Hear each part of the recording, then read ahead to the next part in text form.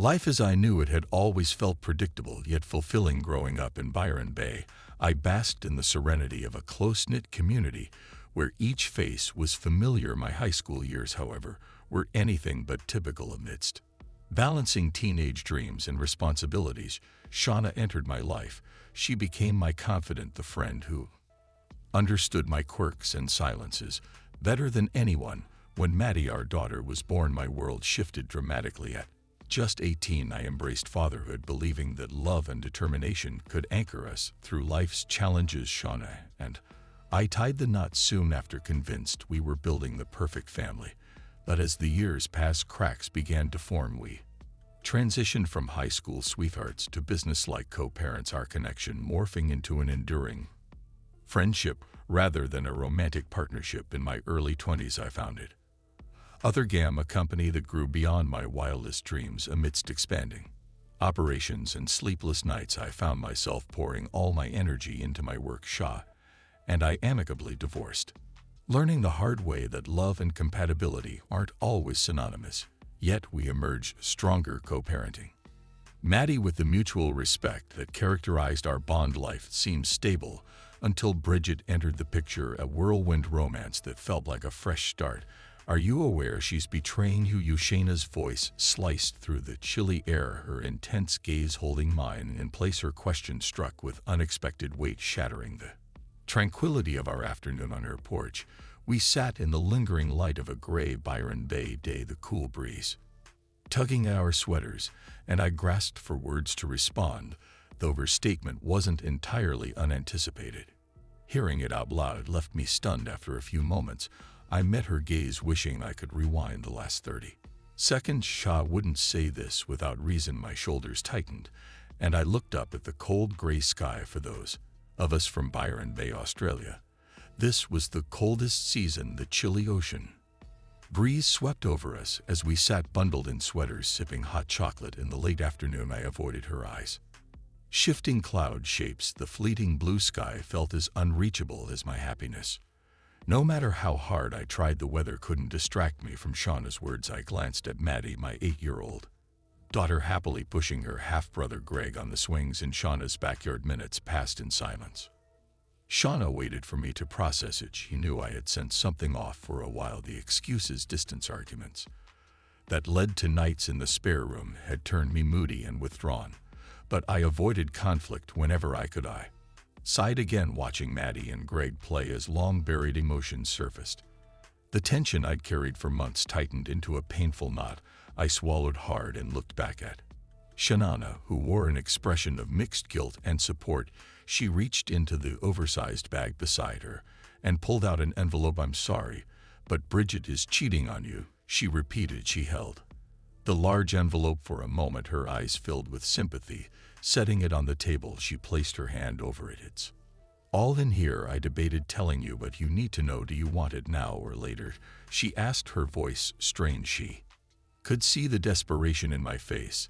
This pained her as much as it did me. She'd been my closest friend for most of my life and knew me better than anyone. My name is Timothy, but everyone calls me Tim. I once believed I was happily married to Bridget, but as I stared at the envelope Shanana held, I knew it contained proof that shattered that illusion. Thinking back over the past year, nothing specific stood out, yet doubts about Bridget's loyalty lingered. I glanced at the envelope in Shanana's hand, dread building. This wasn't my first experience with infidelity. We sat in silence as I focused on the envelope, knowing whatever it contained would hurt. How's Rick? I asked, my voice trembling as I clutched my cooling hot chocolate. Rick, she replied simply. Rick, Shauna's husband and a respected family lawyer, had a complex relationship with me. Despite our shared history with Shanana, he'd become a reliable friend over the years. The envelope's contents would determine if Bridget and I were truly over and reveal if Rick had intervened for my sake or out of resentment. A wave of nausea hit me as I stared at the envelope. I can't go through this again.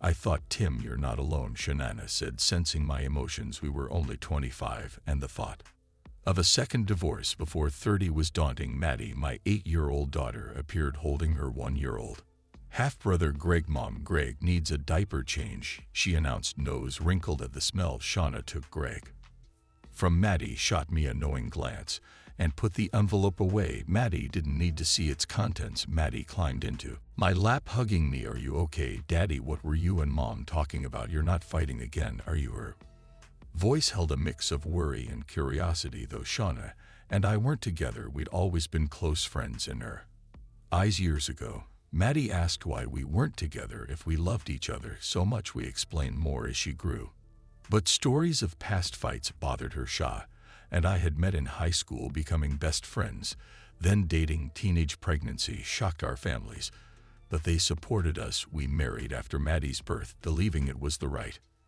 move. However, marriage wasn't right for our friendship. Despite the love we shared, small issues piled up and pulled us apart. I was a programmer and gamer who started my first business at 16. By 18, I was married with a child, working 80, 90-hour weeks.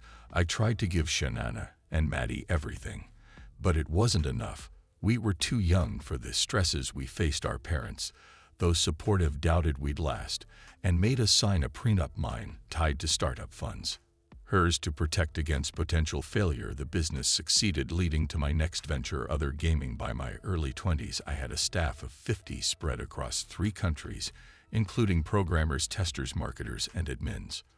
My company, Other Gaming, generated around $180 million annually from mostly free-to-play games with microtransactions, purchases for extra resources, time, or power-ups. While our profits weren't as high as some larger gaming companies, investors were always satisfied with our performance. Shauna and I loved our daughter and were best friends, but we weren't in love the way soulmates are. Small overlooked issues chipped away at our marriage, and my long work hours contributed to its downfall. The fights became frequent about chores, my work, and Maddie. One night, I had a late meeting with investors, but forgot to tell Shauna. Meanwhile, she hadn't told me about Maddie's daycare meeting. When I got home, tensions exploded. After yelling at each other, Shanana stormed out, spent the night drinking, and woke up in a stranger's bed. To her credit, Shauna was honest and remorseful when she confessed. My world shattered. I lashed out, calling her names. She retaliated, accusing me of being a neglectful, boring husband and father. The moment the words left her mouth, she knew it was a mistake. I moved into the spare room that night. Our fights continued for months. I filed for divorce, citing infidelity per the prenup. Shanana, hurt and frustrated, oscillated between apologizing and lashing out. When I didn't forgive her, only around Maddie did we find moments of strained peace. Our parents finally stepped in, confronting us and forcing a truce. One night, after they lectured us for hours, they left us alone. We sat in silence for 15 minutes before we started talking. Really talking for the first time since everything fell apart. I'm so sorry, Tim, Shauna said, tears in her eyes. I shouldn't have left that night. I disrespected you. I was stupid and hurt you. I sighed, pained but sincere. I'm sorry too, Shauna. It hurt, but you're my closest friend. I had to forgive you. She touched my cheek gently. Thanks, Tim. But where does that leave us? We talked for hours and agreed that we could only rebuild trust as friends, not as a married couple. For the first time in months, Shanana cried in my arms. We never shared a bed again, but spent more time together, deciding that co-parenting as friends was best. Over 18 months, the divorce process unfolded, and Shauna and I became close friends again, letting go of bitterness and regaining trust. Though we hugged and occasionally shared a friendly kiss, romantic love had faded. I still loved Shauna deeply but valued her more as a friend. Our marriage had broken us and trust couldn't be restored. I started dating Bridget less than a year after the divorce, just after Maddie's 4th birthday. Bridget worked with Shanana, and that's how we met. She had hinted at dating for months and finally asked me out. Shana gave her hesitant approval, though I could tell it hurt her, despite that she supported me, even when she had tears in her eyes after hearing about my dates. Bridget and I grew closer, and 3 months in, she changed everything for me. In bed 6 months later, she admitted she'd ended an intense but unhealthy relationship around the time of my divorce. She saw me as a kind and stable person compared to her past. Bridget, petite and fit, eventually moved In with me, we had fun, shared laughter, and enjoyed staying in or going out a year in. She hinted at marriage, and I soon proposed. We married 8 months later. Though not without conflicts over a prenup, after tense discussions and pressure from my board, she signed it. While Bridget and I prepared for marriage, Shauna met Rick, who I couldn't dislike. He was older, supportive, and balanced her in ways I couldn't. Their relationship started slowly, unlike the passionate start Bridget and I had. Shauna and I talked through our feelings to avoid letting jealousy ruin our friendship as Bridget and I and Rick and Shauna became couples. Everyone respected our bond early on. Rick once reacted to seeing Shauna hug me after I dropped Maddie off, but Shauna told him to accept our friendship or leave. By then, Bridget and I were married, and Shannon and Rick were engaged 6 months later. I stood as Rick's best man at his wedding to Shauna. It felt surreal how our relationship had evolved. Shauna and I had always been close, and with MD in the picture, that connection was permanent. Once Rick accepted that, we became close friends. He saw that while I loved Shaw, it wasn't in the same way he did. Meanwhile, Bridget and Shauna shared an amicable, though not deep, friendship. Back in the present, Maddie, my restless daughter, stole a chocolate chip from a cupcake. I kissed her cheek. "No, honey," I said, trying to explain without revealing too much. "Mom and I aren't fighting. She's just talking to me about something difficult." "It's about Bridget, isn't it?" Maddie said, looking defiant. I was surprised. "Maddie, you need to respect Bridget. You like Rick, and he's not your dad." She picked at the muffin and muttered, "Yeah, but Rick respects you, and Mom, Bridget doesn't like Mom or me, and she doesn't respect you." Her words hit me hard. Bridget and I had been together for 4 years, married for 3, and it dawned on me that I had ignored signs of her behavior. I've been passive, trying to make it work. After a silent moment, Shauna returned with Greg and told Maddie to take him outside.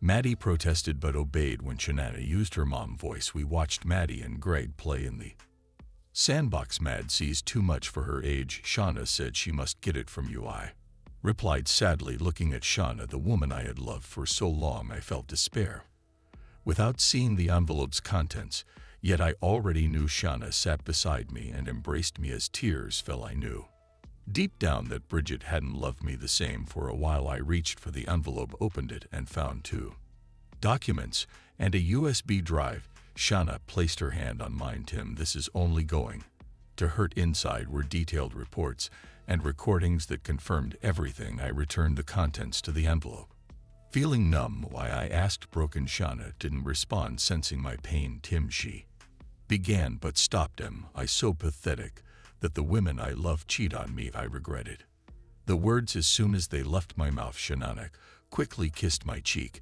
and hugged me, crying, "I'm sorry, Tim. I shouldn't." "It's not you, Shauna," I interrupted. "I'm sorry for comparing it to us. Will you forgive me?" She pulled away, smiled weakly, and kissed my forehead. "Of course." A voice interrupted us. Well, what do we have here?" Rick approached us, trying to keep a serious look, but failing as a smile played on his face. His expression shifted to concern when he saw the envelope in my hands. "Oh," he said, sitting beside me and placing the supportive hand on my shoulder. "Sorry, man. I started this after talking with Shauna and Maddie a couple of months ago. I had a private investigator look into it and got the report yesterday." Rick explained, concern clear on his face. "Have you seen it?" I asked. Rick shook his head. "No, just the basics. But it seems you both have." We nodded, and Rick leaned back. "So what's next?" he asked. "Divorce." I shrugged. We watched Maddie and Greg playing in the sandbox, Maddie glancing at us occasionally despite the heavy moment. We smiled. "Babe," Shaw said to Rick. "Rick, should we introduce Tim?" Rick finished. Shannon nodded, and I agreed, handing the envelope to Rick. "You'll need this," I said. Rick returned it. "I have a copy on my desk. This is yours." I quickly emailed a copy of the prenup Bridget, and I signed to my new family lawyer, feeling ironic amusement as I sent it to my ex-wife's husband. Shauna smiled. "What's that for?" "For my lawyer time to move forward with the divorce," I said as Rick gave a knowing smile. After a pause, Shauna hugged me and Rick patted my back. "Good to see you haven't lost your humor," Rick said. We talked about my next steps. Bridget spending a week with her mother on the Gold Coast. I said, realizing she probably wasn't there. The looks Rick and Shanana exchanged confirmed my suspicion. Okay, I said, feeling the sting of betrayal deepen. We spoke for a bit before Maddie returned with Greg. As the sun set after many hugs, I left in my Arctic White 2016 Mustang, a reward for reaching $5 million in revenue. Surprise to the board when I spent only part of my budget at home. The security gate closed behind me. The house, rented from a subsidiary of Other Gaming, was modern, spacious, and what Bridget wanted. I only needed an office and a bed. The house had seen its share of parties and memories. The thought of Bridget and Brad here made me uneasy. Dropping the envelope on the counter, I poured a double shot of Bunder BG rum, mixed it with Coke, and prepared to read the report and review the USB contents. The report confirmed Bridget and Brad's history. They had dated before Bridget and I met but had a rough breakup. The investigators' findings proved my suspicions true. The report confirmed Bridget and Brad had dated before she and I got together, breaking up months prior. Reading through it, I saw that while their breakup was rough, they hadn't been in contact for 6 months before my wedding, but less than 3 months after our honeymoon. Bridget restarted her relationship with Brad. The report included transcripts of conversations and USB with video and audio evidence showing their full-blown affair. One conversation detailed them at Brad's apartment a month ago. I played the video and watched as Brad, emotional, said, "Why don't you leave that loser and come back to me? You're in my bed as much as his." Bridget laughed. "Tim has 2 things you don't: brains and money," she replied. Brad scoffed and Bridget explained, "Tim successful, and I can use that while I'm his wife. That's why I took my chance when Shanana left him. If Tim ever catches us, I'll end up with nothing." Brad complained. "But you're still with him." "I have to be," Bridget said, "if I don't act like a good wife." She gestured around ends. Brad groaned but accepted it. Bridget then added with a grin, "Tim and I might start trying for kids soon. What if I stop taking the pill and pass it off as his when the baby's 18? You can tell them it's yours before an accident happens." Brad cheered and I rushed to the bathroom, nauseous. I barely slept, haunted by the report and video. By 8:30 a.m., my phone woke me. Bridget's cheerful voice greeted me. "Hello, big guy. Are you home while I'm gone?" I paused, unsure how to respond. "Tim, are you okay?" she asked, concern in her voice. Faint. I decided, "Yeah, just a late night dealing with complicated work," I replied. "Oh, I'm sorry, baby. I'll be back Monday night. Maybe we can start working on that baby," she said, confirming her plans with Brad. "Sure," I said flatly. "Tim," she sounded uncertain. "I'm fine, Bridget, just tired." I sighed. "Okay, I'll bring something nice back for you," she said. "Sounds good," I replied, feigning affection. "Love you," she said. "Goodbye," I responded, and ended the call. The thought of Bridget trying to get pregnant with Brad's child while passing it off as mine haunted me. A few weeks ago, she'd made a show of throwing out her birth control, claiming it was time to start a family.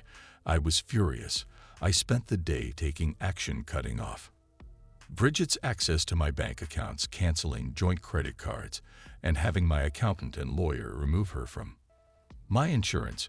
And I also drafted letters introducing Rick to my team to set things in motion. The net was closing around Bridget, and I felt a grim satisfaction. Around lunchtime, Rick and Shanana brought food, and Maddie took Greg to play in her room, while Shanana prepared lunch. And Rick and I talked. "Thanks for the letter," Rick said, studying me. "You look exhausted." I nodded. "Barely slept." "The dreams?" Rick nodded in understanding. "Do you think Monday's too soon to act?" he asked. "No, I want this done fast," I replied. Rick agreed, offering to work that day for an extra fee. "Not a problem," I said. We talked about the investigator's report, and I revealed that Bridget was planning to pass Brad's child as mine. Rick's eyes widened, and Shauna looked shocked.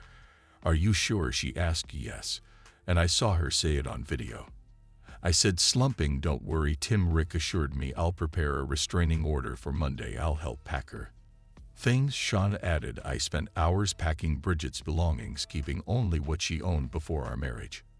Shanana and I boxed up her clothes and personal items, while I planned to donate the rest. Rick called a few times to discuss details, and by the time he returned with takeout that evening, his serious demeanor showed he'd reviewed The evidence, he hugged me, showing genuine friendship. I handed him a note. What this, he asked. The new front gate code. I reset everything and removed Bridget's access. I explained. Perfect. Rick said we talked briefly before he found his son and Shannon, and I prepared dinner. They stayed the night and most of Sunday with Rick discussing divorce steps. Unlike my amicable split with Shauna this time, I was determined not to let Bridget gain anything. On Sunday morning, Shauna admitted, I never thought she loved you, Tim. I'm sorry I didn't speak up sooner. I get it, I said, understanding her hesitation. Due to our history, Shaw added, you allowed her freedom, but she took advantage. I'm glad this ended before the pregnancy. We talked until Maddie came in, leading a smiling Greg by the hands. We spent 15 minutes entertaining the kids before Rick put on a movie for them. Maddie really picked up on everything. Shanana said she never liked Bridget. No one messes with her dad except her mom, I joked, earning a playful punch. Shauna's expression turned serious. Tim, I'm sorry things didn't work out, but that doesn't mean I love you any less, she said, her eyes sad. I know, I nodded, feeling a lump in my throat. You're my best friend. We made Maddie together, went through so much, and you showed me true character. Shanna continued, you never treated me poorly, even when I deserved it. Rick, overhearing, added, Tim, you're one of the few people I trust. When Shanna told me to stop being jealous, I realized you were just a decent man wanting to raise his daughter and stay friends. Rick looked at me, Tim, you're not submissive. I've seen you stand your ground with Shanana and others. Shayna nodded, you play by your own rules. Bridget underestimated that. Rick turned serious. You did everything right as a husband, and Bridget's betrayal is her loss, not yours. We calmed down, and Shanana offered to let Maddie stay with me for support, but I declined, not wanting her caught in any fallout. On Monday, I worked at the office on a major project, anxious about what was to come. By late afternoon, my phone rang. Tim, my code isn't working at the gate, Bridget said sweetly. I know, I replied firmly. What do you mean, she asked, concerned. I know everything, Bridget, about Brad, your plans, your time off, the apartment I paid for, and that you don't love me. She stayed silent. Your access is revoked. You don't live here anymore. But Tim, I love you, she insisted, fear creeping into her voice. Look behind you, I said, seeing cars pull up through the window. A man's voice came through her phone. Mrs. Bridget. Other. Yes, she replied, voice shaking. You've been served, he said, detailing the divorce petition, the prenup, the eviction notice, and the restraining order effective tonight. Bridget stood frozen as reality hit. The man who served Bridget left in his car. He was worth every penny I paid Rick. Bridget's next conversation was with her mother, Moran, who had just arrived. Mom. 10, she started, but Marian slapped her, the sound audible over the phone. Oh. Moran said, I know what you did to Tim. I've never been so disappointed. Mom, whatever Tim told you isn't true, Bridget protested, touching her cheek. Moran looked ready to slap her again, but walked back to her car. Stop, Bridget. Tim showed me a picture, and I know the truth. He asked us to take you, and I can't believe you got involved with Brad again. HEK, a loser compared to Tim, Marian said, still listening on the line. I heard Moran add, Tim moved your things to our place. If I were him, I'd have burned them. Get in. Ignoring Bridget's protests, she got in the car. Bridget realized our call was still connected. Tim, she said hesitantly. Bridget, I replied coldly. There's no fixing this, is there? She asked, a mix of hope and despair in her voice. I laughed bitterly. Not a chance.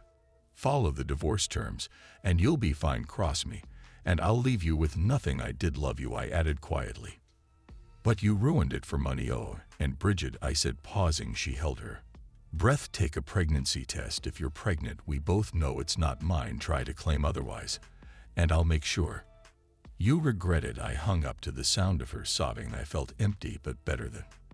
Next month was tough. I buried myself in work and spent time with Maddie. Nights were restless, filled with bad dreams.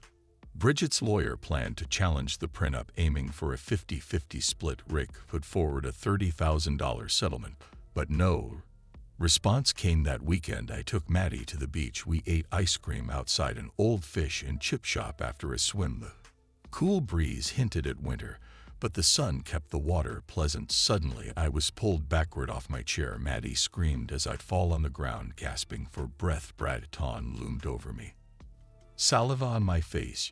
You couldn't satisfy Bridget, he taunted. He glanced at Maddie.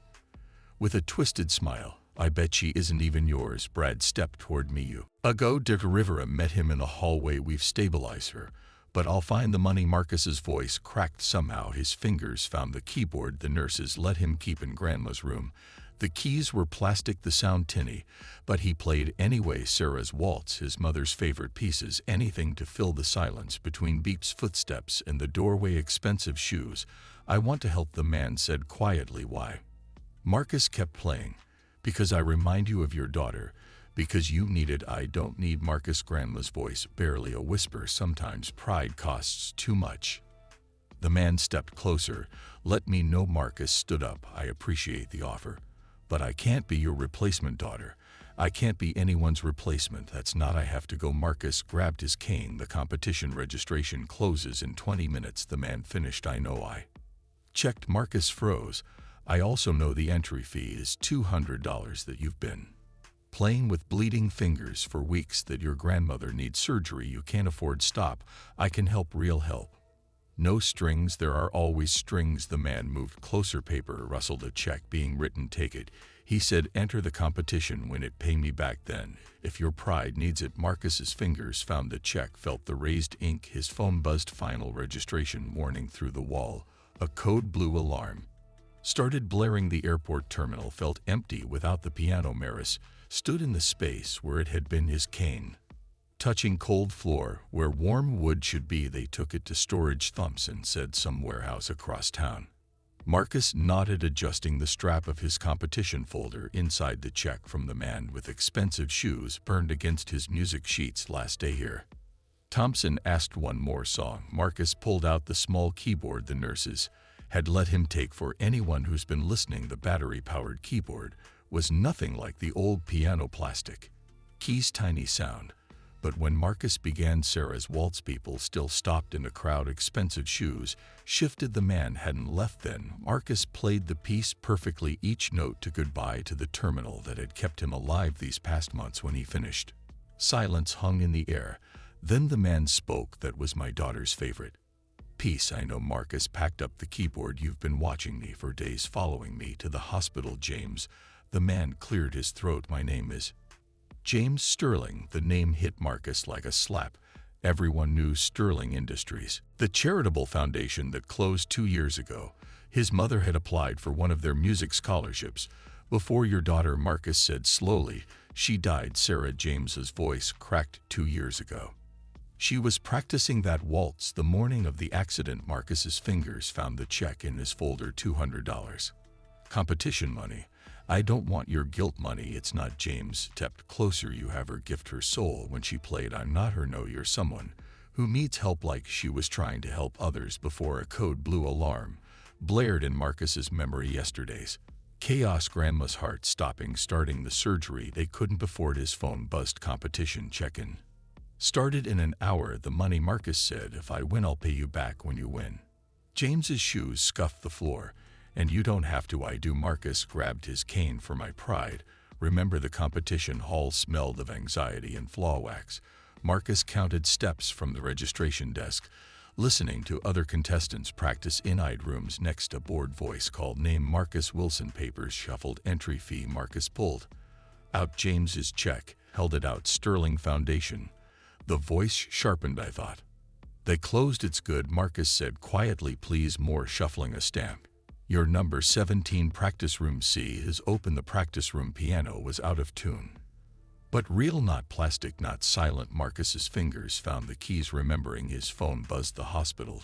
She's asking for you. The nurse said she's stable, but after the competition. Marcus swallowed hard. Tell her I'll be there after. Other contestants filed past his practice room. Some paused, listening. Marcus ignored them, losing himself in the music. Number 17. A voice called. You're up. The stage was bigger than Marcus expected. His cane found the piano bench. The hall hushed. Your piece, someone asked. Nocturne in E flat major. Marcus sat by Chopin. His fingers touched the keys. Perfect tune. Professional piano. Everything he dreamed of. He played. The piece poured out of him. All the mornings at the airport, the nights by Grandma's bed, the memories of his mother's hands guiding His each note perfect, each emotion roar. When he finished, silence held then. Applause burst like a wave. Incredible, a judge said. Your technique, thank you. Marcus stood. I have to go, my grandmother, but the results call me. The hospital. Corridors stretched endless. Marcus counted steps, heartbeat racing. Room 304. Turn right. Marcus' grandma's voice was stronger today. How did it go? Good. He found her hand. Really good. The doctor was here. She squeezed his fingers. About the surgery. If I win 20,000, Marcus. She coughed. Even 5,000 won't, Mr. Sterling. Offered more charity investment. Marcus corrected. In my future, like Mom would have wanted. Silence. Then tears in her voice. Your mother, she'd be so proud. Footsteps in the doorway. Expensive shoes. You played beautifully, James said. Marcus turned. You came front row. Paper rustled. The judges were impressed. Did they? Results tomorrow. James stepped closer. But I have a proposition. No, listen. James's voice caught the foundation. I'm reopening it, starting with a medical assistance program. Marcus's hand tightened on his cane. Why? Because Sarah. James took a breath. The day she died, she was practicing for a benefit concert to raise money for music education in low-income schools. She believed in helping others. I told you I'm not. You're not her. I know. James moved closer. But you have her heart, her gift, and your grandmother needs help now. Machines beeped steadily. Outside, rain started falling. The surgery, James continued. Consider it the foundation's first new case. $220,000. Marcus whispered. Plus recovery, physical therapy, medication. James paused. And a new piano for both of you. Marcus, his phone buzzed. The competition. Congratulations, the coordinator said. First place. The judges were unanimous. The phone slipped from Marcus's hand. First place, $5,000. Not enough, Marcus. Grandma's voice shook. What is it? I won. His voice cracked.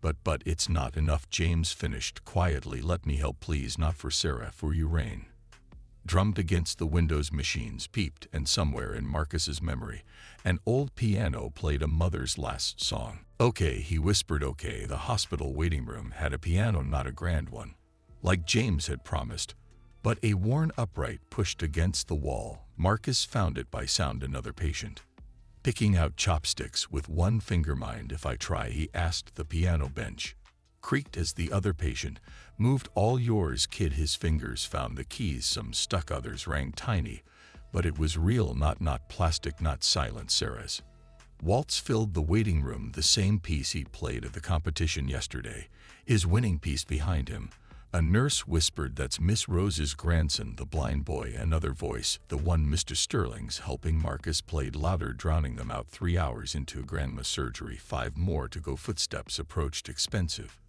shoes. The foundation paperwork came through. James said, sitting beside him. The hospital will have full payment by noon. Marcus kept playing. Thank you. Don't. James's voice was rough. Just keep playing, please. So Marcus played Chopin. Turned to Beethoven to his mother's favorite jazz, time measured in melodies instead of minutes. She loved this one. James spoke during a pause. Sarah, she played it at her last recital. Marcus's hands stilled. When did she start playing? I mean, 4, same as you. Papers rustled. James was always moving papers lately. Helen, her mother, taught her first, then private lessons. Competition she was going to teach before my mom taught piano at the community center. Marcus said quietly. Free lessons for kids who couldn't afford them. I know. James cleared his throat. I looked up her program after I first heard you play. The foundation used to fund similar code. Blue Room 304. Marcus stood so fast, the piano bench crashed over. That's a different wing. James steadied him. Not the surgical ward. Your grandmother's still in surgery. Marcus's hands shook on the keys. How much longer? 4 hours here. James pressed a paper cup into his hands. Drink something. You've been playing for 3 hours straight. The coffee was too sweet, but Marcus drank it. His fingers found the keys again. Tell me about Sarah, he said suddenly. When she played, was she happy? Silence stretched then. Always, even practicing scales. She'd make up little songs about them, drive her mother crazy.